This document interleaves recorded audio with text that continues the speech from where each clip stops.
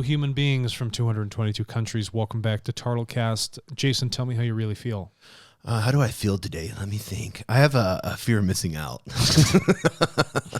We encourage you to listen to the other 2 episodes we just did on that. One with Patrick McGinnis and then one about international bestseller. Yeah. World citizen. And social media. Yes, world. I love how a global citizen or whatever. Yeah, global citizen. But one of the things I want to talk about, and you know me as well as I do, a lot of these books here and then the books I have in there is about history. And I just find history fascinating. It's interesting, maybe because I'm old, but and yet the older you get, the more you like history, I think is that way. But you're obsessed with your own history. But one thing that I do find with history, when you go back and read it, is you can see evolutionary patterns that humans make. Are you telling me there's correlations between behaviors and habits we've had in the past to what we're doing now? Yes. Even though technology and time has changed? Yeah. Technology, technology is tools for us to use. However, we use them to do things faster, perform better, all that. But we're still... I love the craft class. Well, yeah. Do things faster, do things better. I was thinking we're just monkeys in the sense of what we do. So if we can have a better, you saw that chimpanzee, they were showing the picture of him fishing. Or whatever, No, I did not. No, you should have shared it in the company Slack. No, but it actually created whether it saw a human do this or whatever, I don't know. But it created a fishing pole and a line and was fishing in the river. Did it put bait on the end? I don't know. I could imagine that it would do the thing in the line and then it probably see someone pull a fish out, but it probably misses the part of the physics with the hook and baiting. Yeah, so it's really interesting to... and I don't know if it was just copying or something like that. I don't know the whole story on that, but we'll get some more info on that. But it's funny how we as humans copy, and we do the same mistake over and over and over again because we're not learning. And I think history shows you that. So what mistake are we not learning? I want to kind of get into real quick what was happening especially here in the United States, 1870s with the railroads. I wasn't here in 1870 in the railroads. Please enlighten me. So as well as I do. Carnegie, Vanderbilt?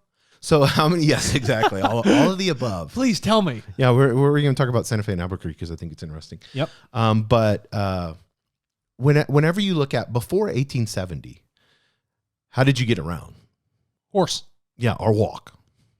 I mean, it was pretty much so. If you couldn't afford a horse, you're walking. Yeah, if you can't afford a horse, you're walking. And so people being able to move from a location to a location was pretty limited. Right. All through society was it 50 miles? They had boats. Was it 50 miles? People would live their entire lives within a or a radius, or I don't know what that was. But even if you got on a boat, everything in the United States before 1870 for the railroads was north and south. Because everything had to be moved that way. Mm-hmm. It wasn't until the railroads came on, and we even view it now, with the highway structures and stuff, east to west. Should we go across America? There's more than across just America. Yeah, there's more than just coastline. Yeah, there are human beings that live in the center. No, I love that. But whenever you look at the invention of railroads, the railroad systems, and you look at the whole process of saying, okay, we need to lay track. Mm-hmm. So we have to create an infrastructure. We know that if we get the cheapest labor known to man, and we know how they did that. Oh, are you talking about slaves? Yeah, slaves. And we also know that there was multiple companies, like 3 or 4 or 5, that were trying to lay track as quickly as possible. Some of them even lay them 2 miles apart from each other, so they could corner the market. Yeah, and then they knew when they put tracks down that it would create a city, uncertain. And that's how Albuquerque and Santa Fe came. We didn't have Santa Fe Railway. Yeah, because we can move resources to areas otherwise it was inefficient to get them to. So who controls here's the problem. Who controls the resources? Like, for instance, they were having issues with, I'm in bed with this steel company, I'm not in bed with this one. So we can, because they would charge business customers, different amounts. They didn't have a set, and then the airline industry had to be regulated and say, okay, this is a set amount. Here's the set amount for tickets. Yeah. Just because you make more money, I can't charge you more to be on the plane. Yeah. Which I don't want to get into that because we can get into educational systems and stuff like that. Mm-hmm, mm-hmm, mm-hmm. But I try to live my days calm. But when you say things that trigger me, well, you could see that. I mean, you could see what's happening, the unfairness in higher educational systems. But whenever we look at these railroads and we see this price fixing, and there was I think it was in Idaho and California where they decided to say, hey, this customer, we're going to charge more. And so then the company's like, we can't use you anymore. And you're the only person that has the tracks to our area. So basically buy me out because I'm going to go under. Okay. So then they would buy companies pennies on the dollar. And so they were forcing these companies to go bankrupt, and then they would purchase them for pennies. So robber barons corner the market by falsifying demand. Yes, then here we go. After you've squeezed them out on pricing because they can't compete, then you go and buy them up. Yes. Okay, so what is it that we're not learning from this? How does this translate to today? Jason, tell me about your thought. Well, we have it. Here's the thought of the week, ladies and gentlemen. It's very, very easy. So Mark Zuckerberg went before Senate, Congress. They had him all through everything, all these committees and stuff like that, and other companies too. Mm-hmm. But they began to ask questions about them because this was the laying of the new communication infrastructure. And I'm saying Verizon should be a part of this, and AT&T, not just Google, Amazon, but we're doing commerce just like we do with the railways. We're doing commerce online. Correct. And we know with COVID, commerce went up hundreds of %. So everybody's buying everything online. So now we have this highway, this internet highway that we're able to transfer things quickly. We have communication being brought through, and we have a very few select monopolies of companies that are controlling that. And if anybody tries to get in it, they just buy them out. Or they have, like, you take Google Ads, for instance. Okay. You know this as well as I do. And Signal just had this, and we're going to end up doing a show on it with Instagram. But it's like, we don't like your ads. Because they don't appreciate your free speech? Yes. We don't want your money because we don't agree with what you have to say. Or with what you have to say goes against our business model. Yeah. Well, I mean, and they can make these statements.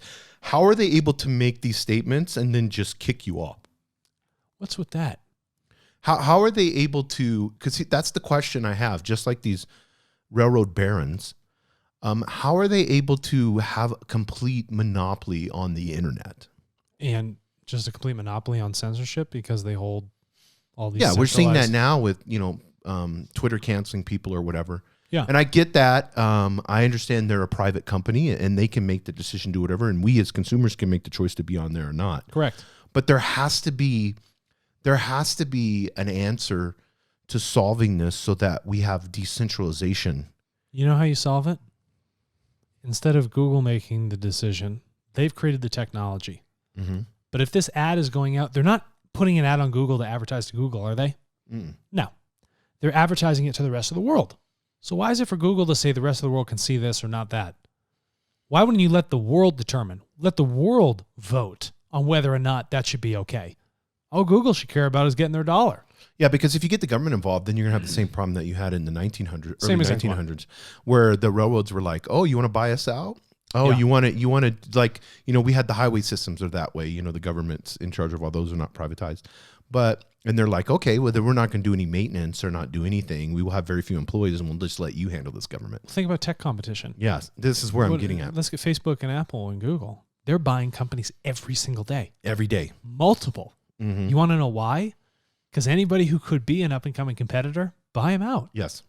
And people are like, well, fuck it. It's a 5 to 7 year exit. I'm done with my startup. I sold it to Google. I sold it to Apple, blah, blah, blah, blah. Well, there was even a message that came out in these hearings.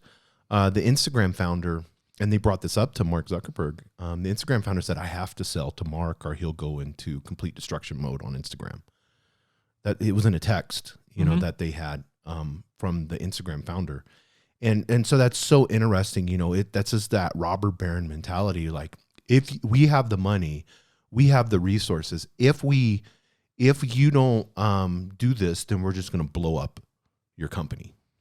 So, that I just wanted to bring that out because I think history is so important in understanding how we as humans, if we get away from putting humanity first, like we do at TARTLE, yeah, how quickly things can turn for ROI. And this is akin to what we talked about before. Forget the human element. I want to look at someone as how much money can I get out of them? Yes. That's all you're looking at. You don't look at the long-term systemic effects of the choices you're making now. Why? Because I got my dollar today.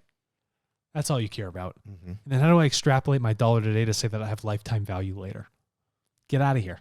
No one cares about your private equity metrics, right? That's not important. Your metric should be, have you enhanced human life? Have you extended the longevity of someone's time on this earth? Have you increased their probabilities? Have you included them in more opportunity? That's what the focus needs to be on. Yeah, and profit can be involved in all of that. And profit will be involved in all that, right? But as a secondary effect. Yes. The focus has always been on money first. Well, guess what? Human beings were on this planet before money. Why did money then end up taking the precedent for everything else? Mm-hmm. You see what I'm saying? The earth was here before the humans were here. Why are humans taking priority over the earth? Well, the humans are the ones that make the decision to decide what money is. Yeah. I mean, it's so simple. It just is. Yeah. I mean, it's very, very simple. So we need to understand that every single person that's listening to this podcast right now has the ability to be powerful. And I'm using power in a good way, in the sense of you signing up on TARTLE, taking control of your data, gives the power back to you and not these robber barons. That is precisely correct. And listen, this is not for us to make them the enemy. Not one bit. No. This is to say that the individuals are the ones that will always be in control. But this false sense of reality that's been created, this lack of respect for you as a human being, all you have to do is stand up and say, this is who I am. I'm a human being. I ask that you respect me. And if you don't, you will end up failing. And that's on you. Be a data champion. Yeah.